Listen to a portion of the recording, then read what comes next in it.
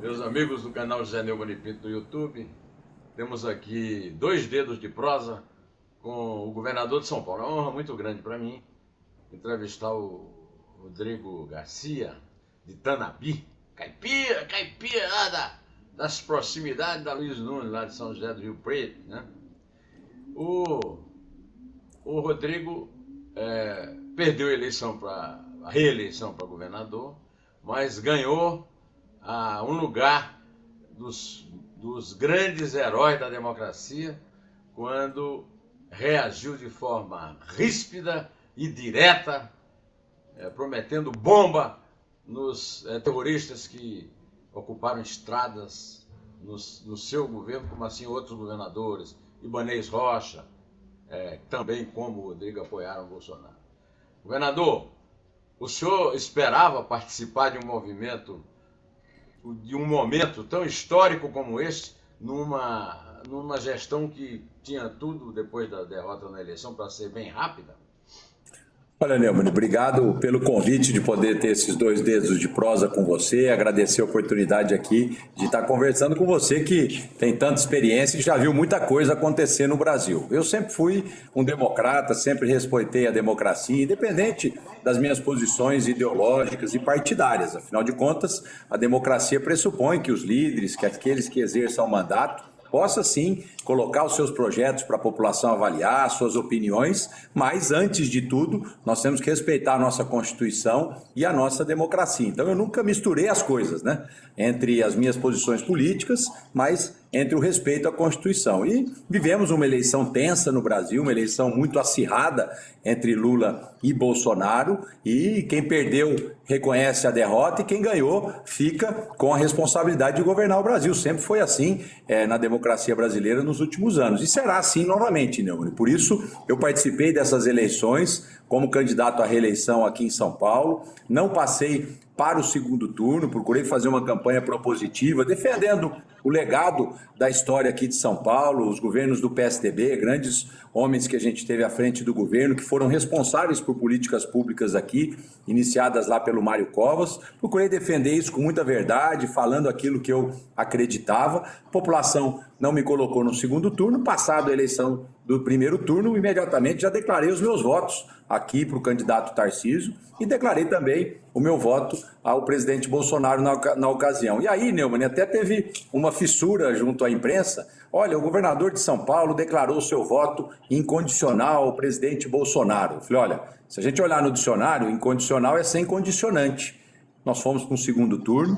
No segundo turno é quem eu não quero. Eu não queria a eleição do Lula, portanto, declarei meu voto ao Bolsonaro. Mas isso não significa que eu virei um bolsonarista ou que eu concordo com as atitudes todas que o presidente tomou. Pelo contrário, eu sempre tive minhas críticas, continuo tendo, mas no segundo turno sou contra o voto nulo, Neumann, e, portanto, declarei o meu voto, sim, ao presidente Bolsonaro. Mas jamais confundi essa minha posição de declarar voto ao Bolsonaro com o não respeito à Constituição. Portanto, essas manifestações que impediram as pessoas de ir e vir em São Paulo, nós fomos imediatamente articulando com a Polícia Militar do Estado, processo de negociação que é natural, você não começa com a tropa de choque, você termina com a tropa de choque. Nós negociamos durante 12, 14 horas no estado inteiro, com vários pontos de parada.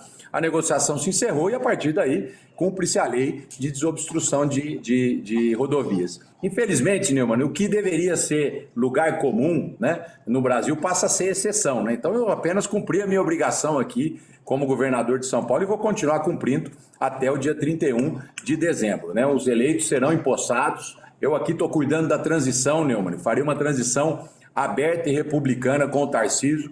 Faria a mesma coisa se o Fernando Haddad tivesse sido eleito governador. Eu estou aqui com todos os dados fiscais de São Paulo. Espero poder bater um papo com você sobre isso nessa entrevista. São Paulo vai muito bem, obrigado. Nós estamos num bom momento, né? E nós vamos passar o bastão para o Tarcísio com um espírito público de que ele possa fazer mais do que foi feito nesse período aqui comigo e com o João Dória, o ex-governador.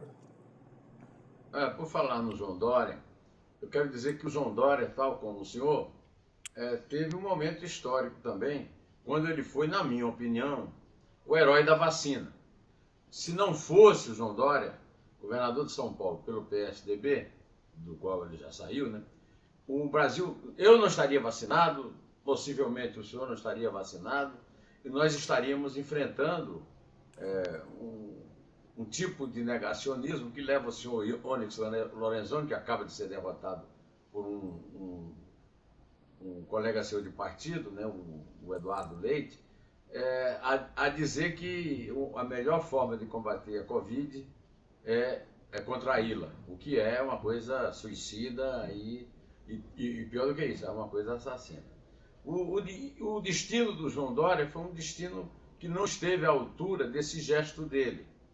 O senhor acha que também o seu gesto de apoiar a democracia, no caso, a sua posição foi uma posição definitiva? Eu tenho certeza que sem essa sua posição nós estaríamos passando momentos difíceis desse terrorismo na estrada. O senhor acredita que essa sua decisão, além de ser uma decisão democrática, correta, será uma decisão que poderá ajudá-lo nas suas futuras disputas políticas, governador Rodrigo Garcia?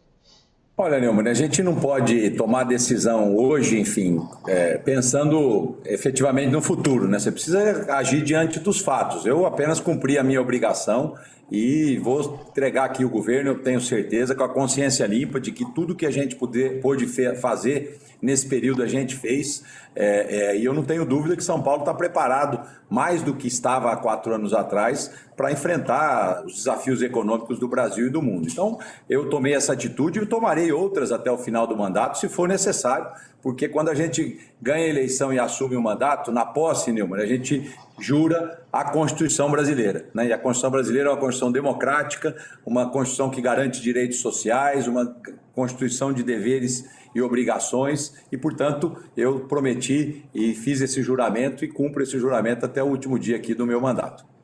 Por exemplo, o senhor estará na posse do Tarcísio de Freitas. O senhor passará os membros para ele.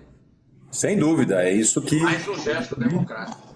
Sem dúvida, tem dúvida. Os políticos precisam dar esse exemplo à sociedade, né? Passou a eleição ficou para trás, as divergências foram expostas, um projeto foi escolhido e cabe a nós respeitarmos esse projeto que foi escolhido. Sempre foi assim nos últimos anos, Neumann, e a gente sabe que vai continuar assim. Eu sou daqueles que nunca acreditei nas fragilidades da democracia brasileira. Pelo contrário, eu vi nesses últimos anos muita tensão, eu vi muito nesses últimos anos uma desarmonia dos poderes. Mas isso nunca despertou em mim nenhum tipo de risco para a democracia. Essa sempre foi a minha opinião. Eu falava isso antes das eleições, né? Então, portanto, eu sempre tive, não essa tranquilidade, mas essa segurança que a democracia brasileira é muito maior do que qualquer homem ou mulher que passe mandatário dessa nação, e fico feliz que, apesar desses incidentes, dessas tensões, é isso que vai continuar acontecendo no Brasil nos próximos anos. A democracia é o regime dos encontros e dos desencontros. Eu lamento informá-lo que eu não acredito nessa força tão grande da democracia, e usei, inclusive, um exemplo num artigo que eu escrevi eu agora sou colunista do Antagonista, e escrevi um artigo fazendo uma paródia da famosa frase do Francelino Pereira, que foi usada pelo Legião Urbana, pelo Renato Russo, pelo Afonso Romano de Santana. Que democracia é esta? E eu citei um exemplo que eu espero que esse exemplo seja extinto, que é o seguinte: durante esses 32 anos, eu, como jornalista, acompanhei com muito pesar ordens do dia dos comandos militares, saudando o aniversário de um golpe militar contra o presidente constitucionalmente eleito e empossado. O presidente João Goulart foi eleito vice-presidente do Jânio, o Jânio anunciou, e lhe cabia assumir.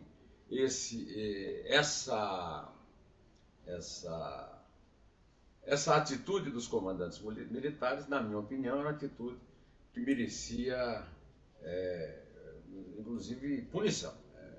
O comandante das Forças Armadas é o presidente da República, e com essa Constituição, por esta Constituição, passaram Fernando Henrique Cardoso, Luiz Inácio Lula da Silva, Itamar Franco, não, foi antes, Dilma Rousseff, Michel Temer, e agora Jair Bolsonaro, que fez ameaças muito claras à democracia, e uma delas se materializou em gestos como a saudação hitlerista lá em São Miguel do Oeste, em Santa Catarina, e, sobretudo, as vigílias às portas do quartel.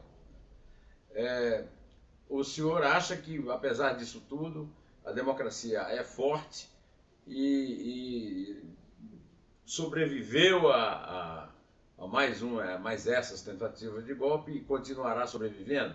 O senhor vê longa vida para a democracia? Governador de São Paulo, Rodrigo Garcia.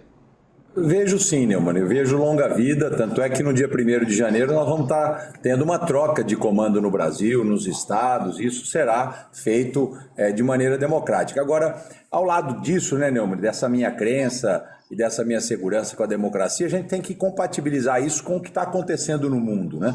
As redes sociais mudaram a forma de relacionamento das pessoas. Eu digo que muitas vezes a sociedade demorou milhares de anos para se hierarquizar como uma forma de organização. As redes sociais horizontalizou tudo novamente, né? Você tem uma relação muitas vezes direta, sem ordem, sem hierarquia, e, portanto, nós vivemos um momento diferente no mundo do que a gente vivia há 20 anos atrás, há 30 anos atrás.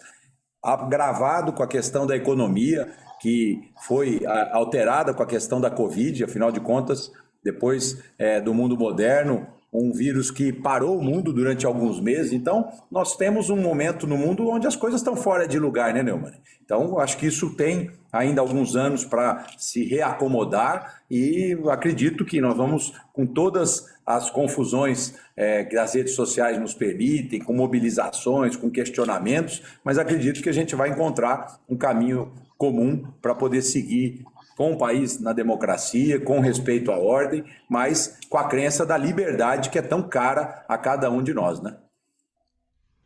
Eu, inclusive, esta semana vou escrever um artigo para o Antagonista sobre uma diferença muito grande entre tem sido comparado o episódio do Capitólio nos Estados Unidos com o episódio das estradas. E eu vejo uma diferença fundamental, que no episódio do Capitólio, apesar de ser um episódio grotesco, as pessoas estão sendo devidamente punidas, acredito que o ex-presidente Trump será punido, quem sabe até com prisão, mas o Capitólio é um símbolo da democracia americana, do Estado americano. As estradas são propriedade do povo brasileiro. Há uma diferença imensa entre tentar invadir o Capitólio e ser rechaçado por tropas, né, de polícia e Forças Armadas, e invadir uma estrada que, infelizmente, no Brasil, um ponto muito, as estradas são um ponto muito vulnerável. Eu vi o caso da pessoa que não teve o coração transplantado por causa da estrada, da criança cardíaca, tendo que provar que era cardíaca para passar, e sabe-se lá Deus que outros tipos até porque ainda há algumas estradas obstruídas no Brasil. Então, eu queria lembrar isso, que esses terroristas que interromperam o trânsito na estrada, eles não têm coragem de ir ao Supremo e invadir o Supremo, ou o Congresso. Aí, se eles invadissem, nós poderíamos ver a reação das Forças Armadas, que ficaram caladinhas nos seus quartéis, enquanto eles faziam um barulho lá na porta, né? Pode-se até comemorar isso, mas também bom lembrar que as Forças Armadas têm a obrigação de reagir contra isso, de defender o Estado e o povo brasileiro, que foi atacado. É um atentado terrorista contra o cidadão, enquanto nos Estados Unidos foi um atentado terrorista contra a democracia americana, o Estado americano. O que é que o senhor acha disso? Você tocou num ponto importante, né? Eu brinco que não há bloqueio de estrada que vai fazer com que a democracia no Brasil retroceda, né? Ela foi uma manifestação diferente daquela que a gente assistiu nos Estados Unidos, né? Quando você faz a invasão, a tentativa de invasão a uma instituição, você tem condições de fichar aqueles que estão procurando invadir, colocar a força da lei em relação a eles. E o bloqueio de estrada você tem outra natureza. A minha prioridade aqui foi o desbloqueio com tropa de choque, com aplicação de multas nos veículos, né? Tivemos algumas prisões, poucas, mas enfim, já é um volume diferente, uma ação diferente do Estado com relação a uma invasão a uma instituição como o Supremo. Portanto, eu espero realmente, Neumann, que isso tenha ficado para trás. Nós temos ainda 50 dias até a troca de comando nacional, troca de comando no Estado. Vamos estar aqui sempre alertas, atentos, para que nenhum atentado desse possa colocar em risco o processo democrático no Brasil, né? E São Paulo não vai tolerar nenhum ataque à democracia. Nós vamos estar aqui vigilantes e atentos no comando de São Paulo até 31 de dezembro, para que aqueles que ganharam possam governar, aqueles que perderam possam fiscalizar e fazer com que a democracia se fortaleça com essas eleições, que foram muito acirradas, que dividiu o Brasil ao meio, mas que agora eu desejo que o Lula possa governar para todos e os governadores também possam, nas suas responsabilidades, né, cuidar dos nossos estados. Porque o mundo real está aí, né, Neumann? A geração de emprego, o cuidado com a segurança pública, a melhoria das estradas, aqui em São Paulo, no caso, as obras de metrô, tudo isso que está em andamento não pode parar. Muitas vezes uma eleição presidencial, ela desperta paixão que tira as pessoas da realidade, de discussão do mundo real, do que está acontecendo com elas, né? E só colocam elas na discussão da paixão nacional. Eu aqui durante a campanha falava muito, pessoal, o governador que está aqui com a barriga no balcão, né? O governador que cuida da segurança pública, é o governador que faz escola de tempo integral, é o governador que cuida dos grandes hospitais, é o governador que cuida das estradas, é o governador que faz o metrô, mas tudo isso foi sobreposto, não é, por uma discussão nacional, e aconteceu isso em São Paulo e acho que em vários estados brasileiros, né? Até recentemente, Neumann, eu estava discutindo um pouco sobre a questão das eleições, né? Muitas vezes, se a gente olhar a maior economia do mundo, os Estados Unidos, um país democrático, lá nós estamos vivendo também um acirramento histórico. Na área da Câmara dos Deputados, praticamente uma diferença muito pequena, né? Se eu não me engano, os democratas têm 6 deputados a mais do que os republicanos.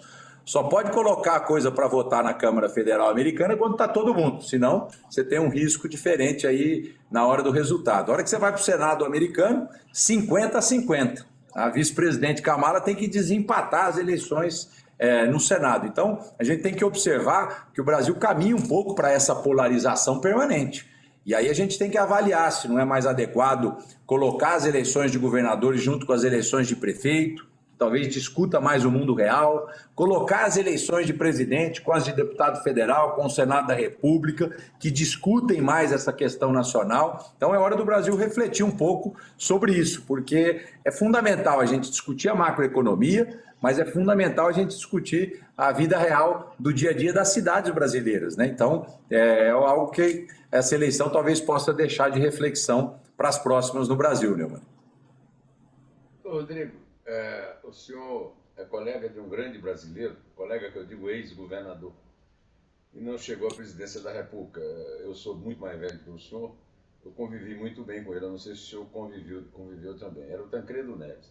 E o Tancredo, que era meu amigo, sempre que vinha a São Paulo nós nos encontrávamos no restaurante do Hotel Otom, lá na Praça do Patriarca, com o Roberto Guzmão e o Mauro Guimarães, todos 3 de saudosa memória, sempre dizia o seguinte, que a suprema honra de um político era chegar ao governo de seu estado. A presidência da República é um ponto fora da curva, porque eu brincava com ele que ele era o favorito à presidência da República pela eleição indireta, né? Como de fato aconteceu. E ele disse, olha, Neumann, eu já cheguei onde eu queria, que era ser governador do meu estado. A presidência da República é um ponto fora da curva. Como ex-governador, daqui a 50, 60 dias o senhor será, o senhor concordaria com o Tancredo? Ou o senhor acha que ainda dá para chegar um dia de disputar a presidência da República para chegar ao auge da sua carreira? Olha, Neumann, eu sou muito grato, né, pelo que a população de São Paulo me deu até aqui, né? Eu comecei muito jovem, né? Eu tenho 48 anos de idade, portanto, eu sou daquelas crianças que, quando vim a São Paulo, quando jovem, acompanhei o martírio que o ex-presidente Tancredo Neves passou ali no Hospital das Clínicas de São Paulo. Eu tinha 10, 11 anos de idade quando isso aconteceu, mas conheço a história, sei da importância do presidente Tancredo Neves, do ex-governador Tancredo Neves na história desse país, né? Mas então a história está aí para mostrar. Eu realmente tenho muita honra, Neumann, de governar São Paulo depois da renúncia de João Dória nesses últimos meses. Eu me preparei a vida inteira para chegar nesse cargo. cargo, eu disputei minha primeira eleição com 24 anos de idade, Neumann. Como deputado estadual, me elegi e sempre tive o sonho de ser governador de São Paulo. Realizei esse sonho agora nesse período e vou olhar para trás realmente com a honra de ter governado, mesmo que por um curto período, um estado que é uma nação. Aprendi muito ao longo da vida, trabalhei com muitos governadores, seja o João Dória, seja o José Serra, seja o Geraldo Alckmin. Comecei com o Mário Covas, ainda muito jovem aqui dentro desse palácio. Eu falo, Neumann, que eu estou há 28 anos dentro do Palácio dos Bandeirantes, né? Ocupando muitos cargos políticos diferentes, acumulando experiência e, como governador, coloquei toda essa experiência à disposição de São Paulo. Então, foi uma honra para mim, é uma honra governar São Paulo e, sem dúvida nenhuma, isso fica registrado na história, né? Procurei governar com equilíbrio, respeitando a Constituição e, acima de tudo, colocando o interesse público à frente de qualquer decisão que eu tomei. Enquanto governador, enquanto vice-secretário de governo, eu tinha um papel gerencial importante aqui no governo do João Dória, como secretário de governo. Então, sempre procurei nas minhas atitudes colocar o espírito público à frente de qualquer outro interesse e, naturalmente, vou agora deixar o governo de São Paulo olhar para o futuro, avançar um pouco nas questões privadas, cuidar um pouco da família, enfim, da minha formação acadêmica e sempre vou estar à disposição aqui de São Paulo e da população. O senhor é um ano mais novo do que o meu filho mais velho. Tem 49 anos e é um empresário. E eu tenho um filho de 1 ano e 4 meses. Então eu fico pensando assim, governador, o que é que o senhor fez no governo de São Paulo?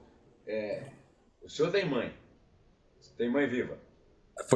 Faleceu recentemente, né? Tenho meu pai só vivo, de 84 anos. Só que eu tenho 71, o senhor perdeu muito precocemente. Mas aquela coisa de você chegar para dizer assim, mãe, eu fiz isso. Se você tivesse um assunto para destacar para sua mãe, o que é que o senhor diria para ela? Olha, Nilton, eu acredito que os programas sociais, né? Você sabe que nós estamos vivendo um momento de desigualdade social muito forte no Brasil. E isso precisa ser cuidado pelos próximos governos, né? Nós estamos vendo a discussão aí da transição. O primeiro item da transição lá de Brasília, que o Alckmin está cuidando, é a prorrogação do Auxílio Brasil, agora do Bolsa Família de novo, os nomes estão voltando, né? Mas o fato é que a primeira discussão do governo de transição é como apoiar a população mais carente a partir do ano que vem. Então, acho que um programa que eu me orgulho muito aqui é o Bolsa do Povo, que hoje está dando acesso a mais de 2 milhões de pessoas a poder ter um prato de comida, enfim, a poder diminuir as desigualdades sociais. Isso acho que mexe bastante com a população e mexe muito comigo. Eu sempre tive um viés social muito grande, viu, Neumann?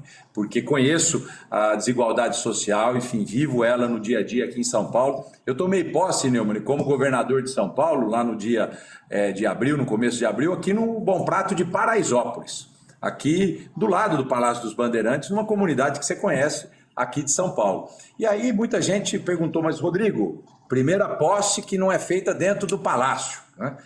Por que você está fazendo isso? Eu falei, para chamar a atenção de São Paulo de como é grande o desafio de governar o estado mais rico do Brasil. É governar o estado que tem as melhores universidades, que tem a grande produção de conhecimento e de inovação desse país, o estado com grande poderio econômico, mas é governar um estado que tem desigualdade social e que está presente no dia a dia das pessoas. E aí eu fui no restaurante Bom Prato, que é um programa conhecido aqui de São Paulo que você conhece, restaurante popular, a R$1 para a população mais carente, e fui lá porque esse Bom Prato eu criei quando eu trabalhava lá atrás com o Alckmin, né? E aí eu chamei os jornalistas e falei, olha a placa aqui na parede, ó. Alckmin, governador, Rodrigo Garcia, secretário da área social, né? E eu mostrei que depois de 10, 12 anos que tinha inaugurado esse restaurante, a desigualdade social no Brasil tinha crescido nesses últimos anos. Então, fiz questão de chamar a atenção para a área social. E é um desafio grande para o próximo governo, viu? Temos que cuidar da economia, porque o melhor programa social é o emprego, mas enquanto a população está passando fome, precisa dar o peixe sim. Eu sou daqueles, Neumann, que você está vendo alguém afogando, salva. Depois você ensina o cara a nadar. Essa é a situação hoje do Brasil. Eu saio de casa e na calçada eu já encontro um brasileiro com fome deitado na calçada. Então a realidade social do Brasil está ao alcance de qualquer um que sai à rua. Mas eu tinha que fazer essa pergunta para o senhor. Eu lhe perguntei sobre a obra da qual mais orgulho. E qual é a sua maior frustração? aquilo que o senhor gostaria de ter feito nesse... É uma gestação. O seu governo é uma gestação, não é isso? 9 meses, É verdade, é verdade, Então, é verdade. nessa gestação, o que é que ficou faltando que o senhor, toda noite, quando vai dormir, diz, eu podia ter feito isso? Olha, é difícil dizer, né? Acho que estão tantas necessidades e tantas demandas, né, que a gente sempre pode fazer muito mais do que a gente fez. Durante o período agora de campanha, você tem muita restrição eleitoral. Então, eu estava durante a campanha discutindo propostas para o ano que vem e a população, mas Rodrigo, você é governador, por que você não faz isso agora? Né? E aí, até você explicar que a lei impedia, era, enfim, mais difícil a explicação do que o resultado. Né? Eu diria que uma coisa que eu gostaria de ter feito e que não pode ser feito nesse período é uma proposta de governo que eu apresentei, que é o imposto zero para a população pobre, Neumann. Muitas vezes eu fico vendo as pessoas discutir, olha, precisa reduzir a carga tributária e tal. Eu falo, olha, melhor justiça tributária que você pode fazer é começar desonerando a população pobre. E eu fiz uma proposta aqui, não pude implantar por lei eleitoral, que é pobre em São Paulo não vai pagar imposto para o Estado. Você vai comprar uma comida ou vai comprar uma bicicleta, o governo vai devolver o ICMS que você pagou. Isso tem mecanismos para ser feito. E o Estado tem capacidade de fazer, porque é uma forma de você deixar a população carente sobrando um dinheirinho a mais no final do mês. Né? São 5 milhões de pessoas em São Paulo que estão no CAD único, né? Que é o cadastro da população pobre, extremamente pobre de São Paulo. E eu gostaria muito, sim, de ter implantado o imposto zero aqui em São Paulo, porque acho que é um exemplo para o Brasil, um primeiro passo, né, para você ter uma justiça tributária no Brasil mais importante. Aqui, você sabe que nós somos um país onde o pobre paga muito e o rico paga pouco imposto. Isso talvez seria um primeiro passo, né? E o primeiro passo vem de alguém que é liberal na economia, que é um social-democrata como eu, mas talvez um passo mais concreto, né, de se avançar com a reforma tributária brasileira. Não consegui implantar pela lei eleitoral, então fica aí uma frustração. Imposto zero para a população pobre de São Paulo. Vamos ver o que o próximo governador vai fazer diante disso, porque acho que é uma boa ideia. Quando terminou o primeiro turno, havia uma perspectiva de que nós estávamos indo para um enterro do PSDB. No fim, o PSDB elegeu 3 governadores, né? O do Mato Grosso, de Pernambuco e o do Rio Grande do Sul. O que é que o senhor diria do futuro do seu partido? O senhor acha, o senhor que agora, o senhor é social, se disse, né, um social-democrata, o senhor acha que no meio dessa polarização absurda, cruel, perversa, dá para salvar um projeto social-democrata nesse país imenso? Eu acho que dá para salvar na medida, Neumann, que apesar de você ter 2 lados muito claros no Brasil e o mundo está ficando assim também, esses 2 lados vão precisar de grandes coalizões para governar. Eu estava olhando ontem os resultados das eleições lá em Israel, enfim, a gente observou um pouco que lá eles buscaram inclusive a extrema-direita para poder ganhar as eleições e fazer um governo. Eu acho que aqui no Brasil nós vamos viver isso, né? Qualquer que seja o escolhido, no caso agora o Lula, ele vai precisar fazer uma grande coalizão de centro-esquerda no Brasil e a social-democracia cabe dentro disso. Né? Como caberia num governo de centro-direita. Então, o PSDB vai precisar fazer uma grande reflexão sobre o seu futuro. A eleição de 3 governadores foi importante para o Brasil e para São Paulo, principalmente, para o PSDB, o caso do Eduardo Leite, o caso da Raquel Lira e o caso do Riedel ali no Mato Grosso do Sul. O PSDB vai agora se reorganizar para o futuro. Nós fizemos uma federação com cidadania. Tem outras especulações de partidos que possam aderir a essa federação, mas espero que a gente possa contribuir com sugestões e ideias no próximo governo. Espero fazer isso de maneira independente, né? Não quero ver o PSDB aderindo ao governo, mas colaborando com o próximo governo da República, porque acho que esse é o papel de um partido que tem tanta história, tem tantos quadros históricos. Na semana que vem, esses quadros devem se reunir, nós vamos ter reunião em Brasília. Eu vou estar aqui contribuindo hoje como governador e em janeiro como apenas filiado ao PSDB, para que o PSDB encontre o seu caminho e o seu papel de apoiar o futuro do Brasil. Governador, eu prometi a Márcia, prometi o pessoal da sua assessoria em geral que eu só lhe tomaria meia hora do seu tempo. Eu sei que o seu tempo ruge, como se dizia na minha adolescência em Campina Grande. E eu queria me despedir do senhor, agradecendo a grande honra que o senhor me deu.